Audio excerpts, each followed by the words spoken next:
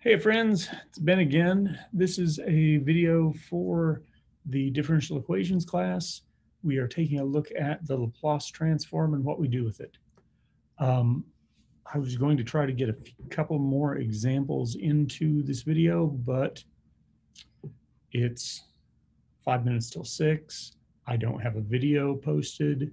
My battery on my iPad says that it's got 21%.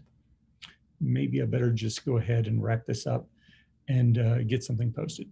Okay. Anyway, bear with me a little bit here. So this thing we're talking about, that's the Laplace transform. It is something from a class of stuff, not like classes you take, sorry. It is something from a family of transforms that you use to do various and sundry things. Generally, they're used to do something with solving differential equations, but they may more directly be applied to physical problems where maybe you don't have it in terms of a differential equation, but maybe in terms of a difference equation or an integral equation or something else. Okay. But the ones that we're going to look at, in particular, the Laplace transform, is just an integral of some function times the function you're looking to transform. Now, the thing is that the function you're trying to transform maybe will have the variable t in it. And then the other function, which we often refer to as the kernel, will have both a t and an s in it, okay? And then your integration, the limits of integration for just transforms in general could be any two numbers. Specifically, we'll try to talk about Fourier transforms, and those will go 0 to 2 pi, okay? Because they're always about trig functions. But for the Laplace transform, we're going from 0 to infinity. That's always the setup on it. Now, who cares? You know, the fact that you can just apply some random math thing to another random math thing probably doesn't seem like it's that big of a deal.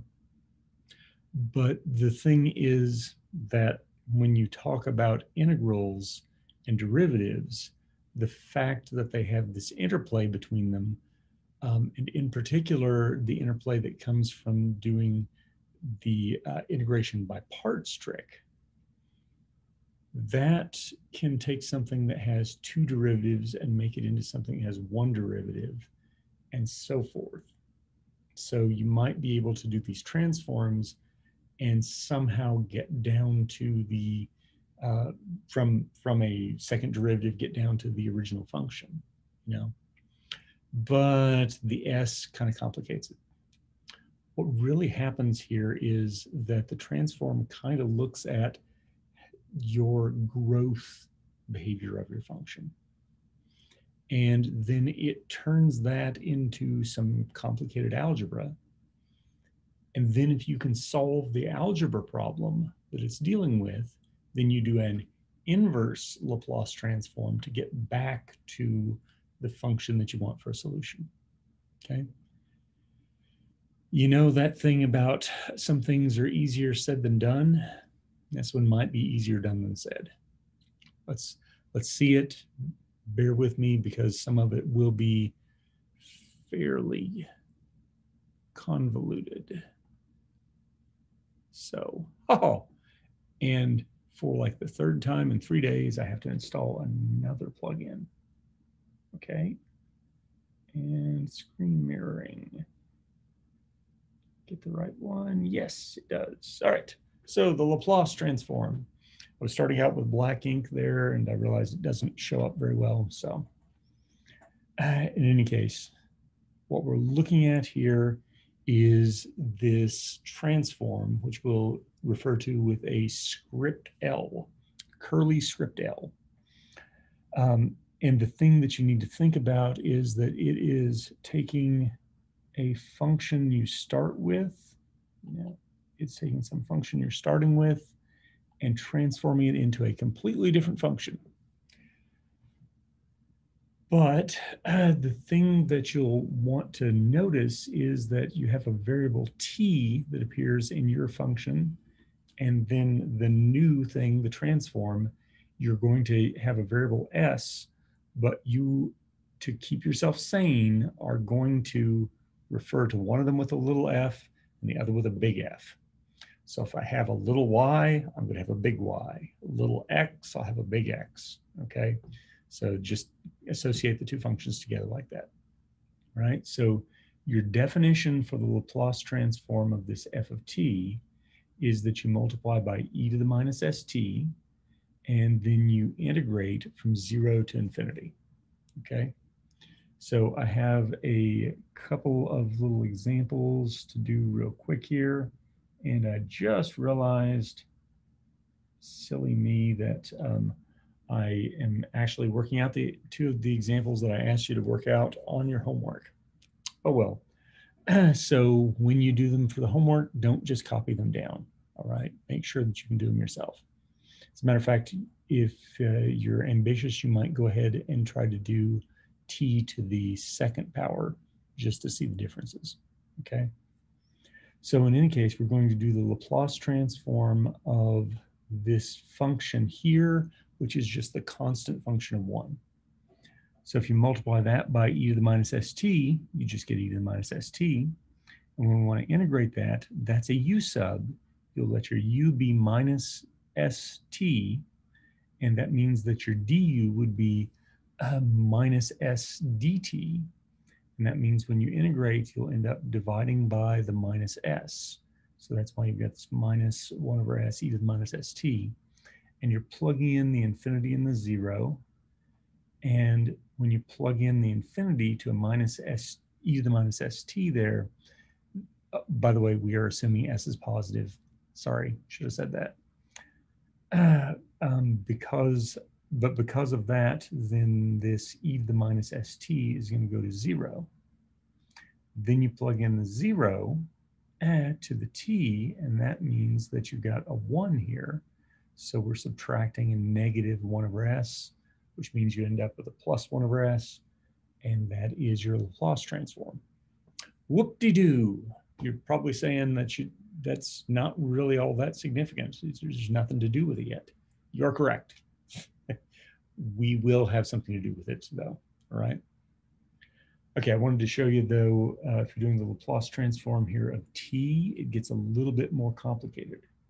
You're doing e to the minus st times the t, and that means that this is going to be something along the lines of an integration by parts, right? So I went ahead here and specified, let's let the t be the u, so that when we take the derivative of it, that you end up with the dt. And then the rest of it will be the dv. And so you have to integrate that to get your v, and you have minus 1 over s e to the minus st. We did that in the previous problem, so that should work out good. So integration by parts, you need to say uv. So that means that we'll have the minus 1 over s e to the minus st times t. So that's where we get that. And then minus, here should go the v du. So that means that we'll put these parts together. And since you've got a minus 1 over s, the minus will cancel, and then you have that out front. So now we have to integrate all that. And I just put my go from 0 to infinity stuff at the end of the line, because that seemed like a good place to stick it. So, all right. Then with going ahead and integrating here, you'll see that we should end up with a minus 1 over s squared e to the minus st. And now we're plugging in the 0 and the infinity and the 0 again. So something to bear in mind is that as t is going to infinity, any power of t times that t to the minus st is always going to end up the product of it going to 0. Okay. So these parts that we've got here, when we plug in the infinity, get us these zeros. When we plug in the 0, remember it's 0 for t, not 0 for s. But we plug in the 0 here, well, that piece vanishes as well. But you plug in the 0 here, and that means that you end up getting the 1 over s squared, but we were subtracting it, so we end up with a positive 1 over s squared. Okay. All right, that was super exciting, I know. But, and as you may notice from the sloppy way that I've got this, I stopped working on this and came back to it later. So it probably would have been better if I, instead of doing e to the RT, I should have just done e to the t, but whatever. So if you're doing the Laplace transform of e to the RT, then you would put both of those things together. Since they have the same base, you can collect them together and say e to the r minus s quantity t, and that means a u substitution, just like before. You end up with a 1 over r minus s, and you have this here, and then you have to say to yourself, oh gosh, is that going to be positive enough? One of the things I don't like about Laplace transforms is that we make reference to this s, and we say it's positive, but we never actually say what it is. And in fact, you run up against things like this here, where you just have to be assured it's positive and it's probably large. So assuming it's positive and large, then when you do the e to the r minus st and the t going to infinity, that means that you're going to end up having a negative infinity here, and that's why you got this 0. Then you plug in the 0 for the t, and we end up saying that we have minus 1 over r minus s, and then you can pull the negative inside and have 1 over s minus r. So any exponential is going to be transformed into a function that looks like that. Whereas here on the previous page, we saw that polynomials ended up being transformed into something that looked very similar, right? So the exponentials doohickey. The exponentials coefficient of t there is going to show up in these. And as a matter of fact, I'm going to point you to a table of integrals. And when I Googled it, the first one that turned up was from this professor at Lamar University. His first name's Paul, and I don't remember his last name, but he publishes something called Paul's Notes. And he has just a table up. If you're Googling this, you will also find a Laplace transform calculator. Make sure to check all of your answers and make sure all of your answers are right. But please don't just do that if you're, claiming credit for work and stuff. So, all right, then this other one that we'll do here is the cosine of t. And I'm just going to do cosine t. I'm not going to bother to do cosine of something times t, because if you look, there's a theorem that tells you that when you substitute in something times t, that it's just a simple change to make, okay?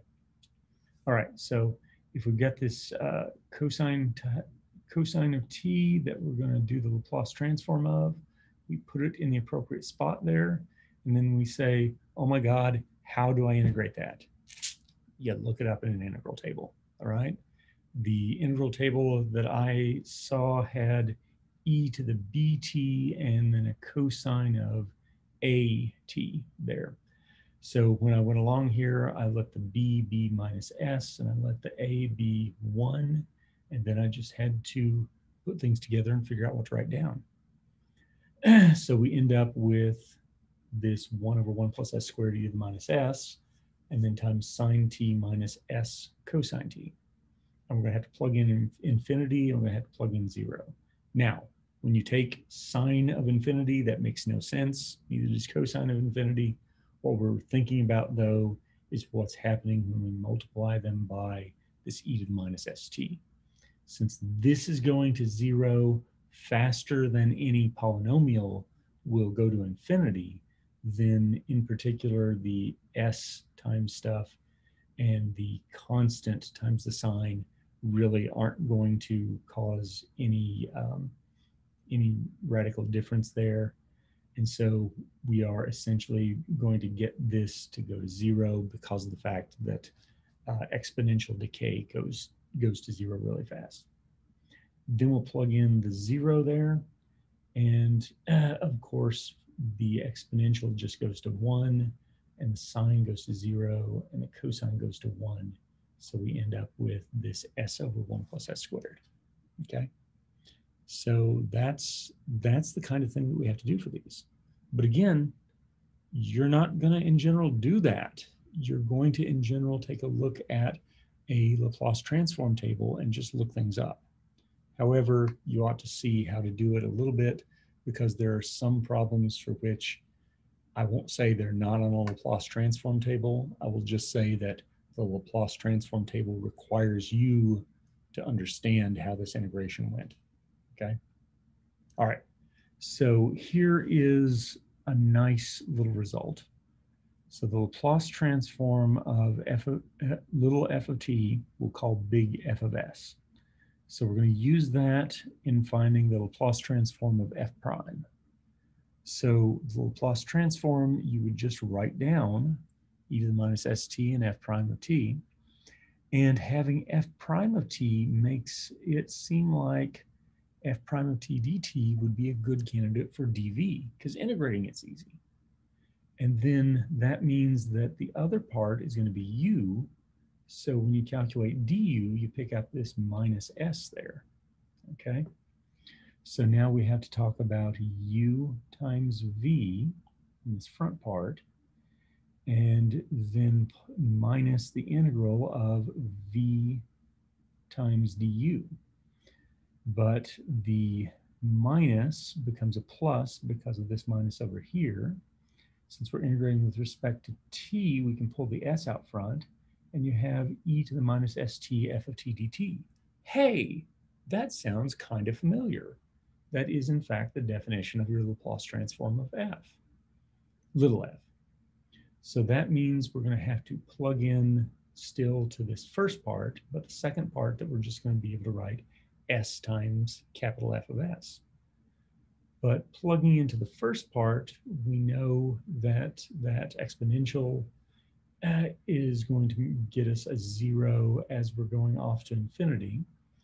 And then we'll say minus, and now we plug in the 0, and this part becomes 1, and this part becomes f of 0. So that means that the Laplace transform of f prime is going to be s times f of s minus little f of 0. If you have a Laplace transform of a higher derivative, say the third derivative, it's going to end up with an s cubed capital F of s, and then a bunch of things coming on the end with s squared and s and a constant, and all of the initial conditions that you might have for your problem. So that's our big goal in here. So let's solve an easy one first. And this one is y prime equals ry with the initial condition y of 0 equal 10. So that's an application sort of problem that you could talk about the exponential growth of populations and stuff. Okay. So the Laplace transform of little y, we'll write a big Y. Everybody always looks at what I write there and they say, oh, that doesn't look like a Y at all. Okay, whatever. Make up your own symbol for capital Y. I just made that up so that you could tell the difference between my little y and my big Y. So you're welcome. Okay, so then I apply what we just figured out here, the Laplace transform of y prime, and get the sy of s and then minus the y of 0. So that's where the 10 comes in. So doing the Laplace transform of the left side of the equation, I get my sy minus 10. And the Laplace transform of the right side, I'm able to factor the r out of my integral, and then I just get r times capital Y. Then, and just doing some algebra, I subtract this over, and add that over. And then I've got things factored here, and I have s minus r capital Y is equal to 10. And so you can divide and have 10 times 1 over s minus r. Now, at that point, you have to be able to figure out what this little y is based on your knowledge of the capital Y. And if you look at the Laplace transform table I referred to, it says that this 1 over s minus r is the Laplace transform of e to the rt. That being the case, then you can just say that your function you're looking for is 10 e to the rt. Okay. So that means that we can do all of the first order, the linear first order sort of problems by the Laplace transform technique. But more interesting is being able to do higher order problems. Okay. I'm only going to try to do something for second order, but in theory, you can go as high as you want to on this.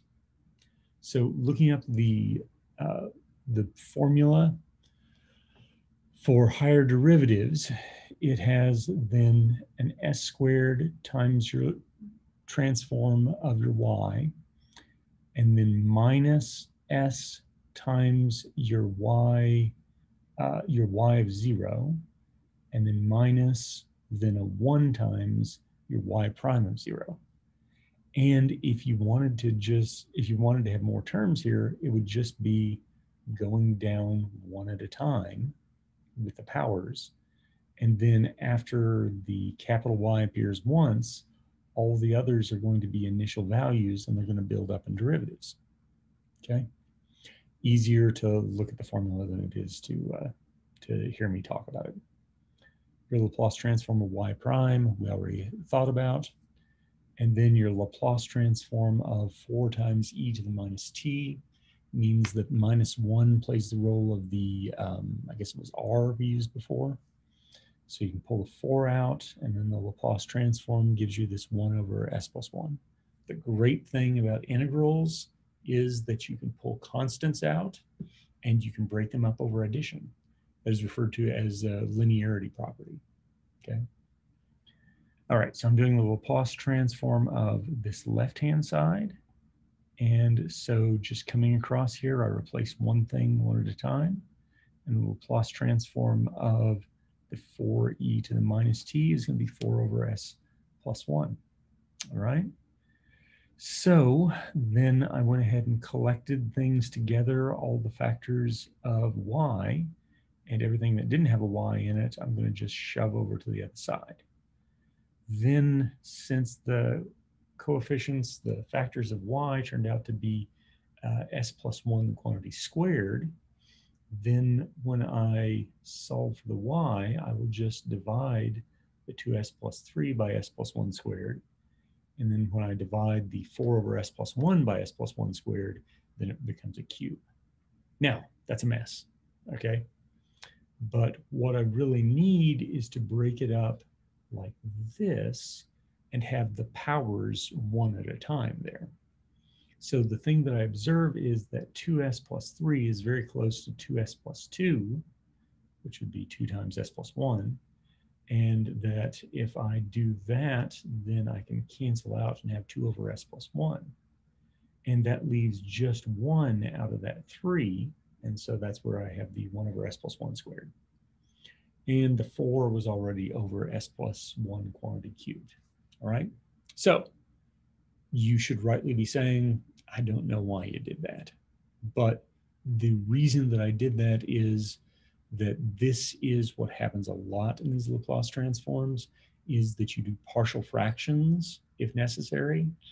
If you hated partial fractions, I'm sorry. It's just, we have to be able to do it. But you do partial fractions, and you get things into these nicest terms that we had back there in Calc 2. And then these will each be something that we can get the inverse Laplace transform of by looking it up. Okay, so here's our y, our capital Y there. And so I'm going to reproduce here that we needed to know that the Laplace transform of e to the at was 1 over s minus a.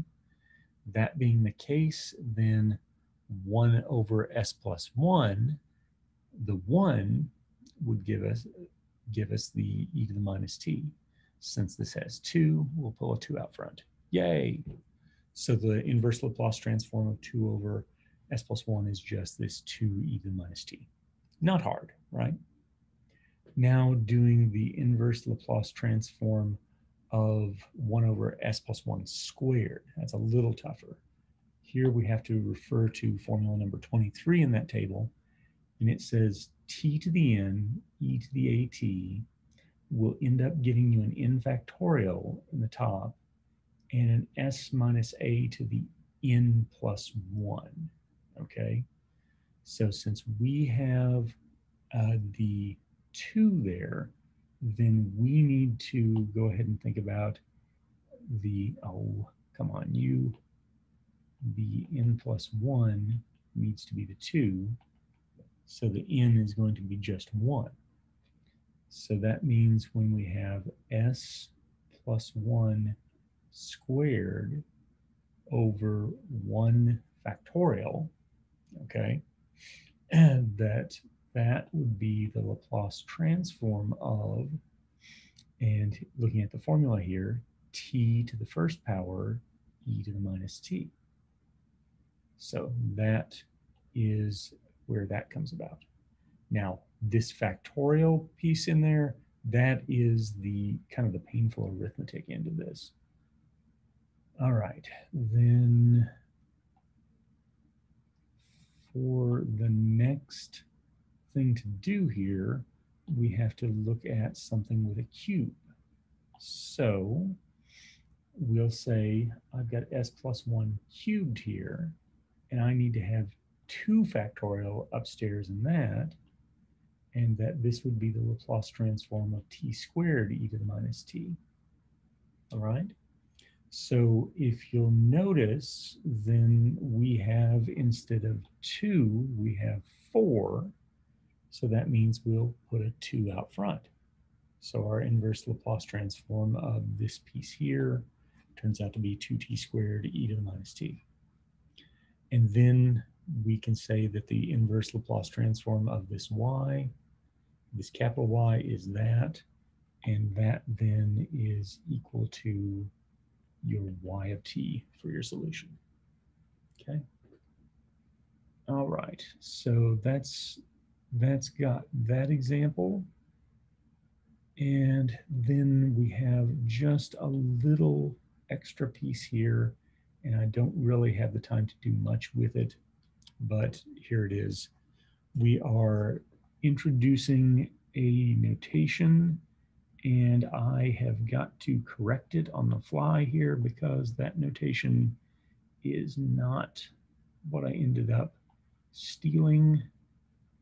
We use a u for a unit step function, okay? So if it does not have a subscript in it, if it just says u, then what we have in mind is this function here that is 0 for t less than 0 and 1 if t is greater than 0, okay? I believe there's actually the name John Heaviside associated with this. And yes, that's the same Heaviside from the Heaviside cover-up method in doing your partial fraction stuff. Being partial fractions show up a lot here, kind of makes sense that those go together. All right, and I don't like having my fonts be different. Okay. So anyway, though, this function is super duper useful because what it does is allow you to turn on functions and turn off functions. So I'm going to do an example on the next page of that real quick, but I want you to see what we do here in getting the Laplace transform of that. So, oh, I missed writing the u part there. So UA. So the trick is that this is 0 to the left of A. So that means that when you're doing this integral, we can ignore everything from 0 up to A. And so we can just cut it off at A. And then when you do your integration here, you end up with this 1 over s e to the minus sa. Okay. And associated with this is something weird, super weird. Okay. This thing that we've got here, we refer to it as an impulse function. It's not really a function. It is an example of something that's referred to as generalized functions. A better term for them would be it's a distribution. And that leads you into all kinds of fun things to talk about there. But delta of A is a function which is basically 0 everywhere except for one point. At t equals A, it's not defined. If you wanted to call it something, you would say that delta sub A of A is infinity. But infinity is not a number, so it doesn't really make sense. The important thing that we actually have is that if you take that function, multiply it by any other function, and integrate across an interval that includes A, then you're going to get that function value at A. So that's kind of a super weird thing, okay? But we tend to think of it as being the derivative of the unit step function. That doesn't entirely make sense because the unit step function is discontinuous. So the place with the discontinuity and the place that the impulse function is not defined are the same thing. And it gives me a little bit of a headache to think about it. But you know what? I'm going to not. Haha. But if we're doing the Laplace transform of this delta sub A, then because of the fact that it is the derivative of the unit step function, then you can actually say it's s times the Laplace transform of the unit step function. And so you end up with this e to the minus sa. So kind of goofy, but anyway. All right. So I said that I wanted to do a quick example showing you how to deal with these sorts of things. And so I'm going to say f of t is equal to, and I'm going to just make it be equal to three different things, okay? I'm going to make it be equal to 1 and t squared, okay? Those are not super complicated, but we're going to have it be 1 if the t is between 0 and 2, and t if the t is between 2 and, let's say, 5, and if t is greater than 5, okay? All right, so one bit on this that is probably going to annoy you, but do you see how I just threw away those or equal to's? Once we start talking about these unit step function stuff, the or equal to's just don't matter that much. Okay, they are not going to change the value of integrals. Don't worry about them. All right. And I will try to not worry about them when I'm grading either. So, all right, so the task here is to express in terms of unit step functions. All right, so the reason why we're doing that is that if you can express it in terms of unit step functions, then getting the Laplace transforms actually turns out to be a little bit easier, okay? With the differential equation stuff that doesn't have to do with Laplace transforms, it's really hard to deal with any sort of piecewise defined function. Once you've got unit step functions and Laplace transforms, man, it's fine, it's easy. Okay, Easy is a overstatement. But the thing I'm going to do for my f of t here is I'm going to start out with 1. That was the first function there, okay? Notice it does not really matter what happens to the function when t is less than 0, okay? But then I want to have something which, when I add it to 1, will turn this into t. So how about t minus 1?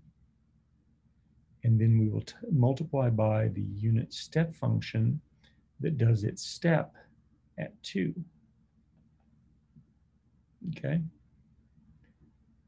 Plus, so the thing that's going to happen is that when your t values are less than 2, this gets multiplied by 0. And because this gets multiplied by 0, it doesn't change anything, right? But when the t values get bigger than 2, then you'll multiply this by 1, and you'll add these two things together, and you'll end up having just t. All right? Then, for the next portion of it, I need something which, when I turn it on, will get rid of the t. And I need to turn on or add the t squared. Okay? So you might say, hey, don't I also need to subtract the 1? But you don't, because the 1 is getting subtracted by this portion. Okay? And then this u needs to turn things on at t equals 5. So I'm going to say u sub 5 of t. Boom, that's it. That's all we have to do for these. And then the nice thing is that if I do a Laplace transform of this f, then I'm going to have to integrate from 0 to 2 e to the minus st1 dt, integrate from 2 to 5 e to the minus st, what was it? T, I guess, because that's all you'll get in there, dt. And then plus the integral from 5 to infinity e to the minus st t squared dt. Okay. You can also put these in a slightly different way if you would like to be looking things up in tables a lot more, because of the fact that, yeah. I am not going to wander off into that. I'm going to just go ahead and stop there and say that then we can make use of that in order to do the Laplace transform of the stuff that's on the right-hand side of your differential equations, you know, the non-homogeneous portion. Sometimes those are referred to as driving functions, and that has to do with their application in mechanical engineering. Not driving a car, but yeah. So in any case, though, the reason that we need to be able to think about those in applications is that you might have a system that that has one thing happening until somebody flips a switch at a certain time, and then suddenly you have completely different setup of what's affecting your system.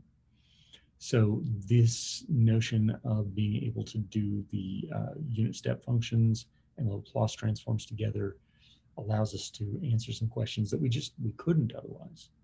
And the impulse function really does a number on it. So, all right, I'm gonna let you go. This should get you going with most of the things that we've got for tomorrow. I will see you all in class.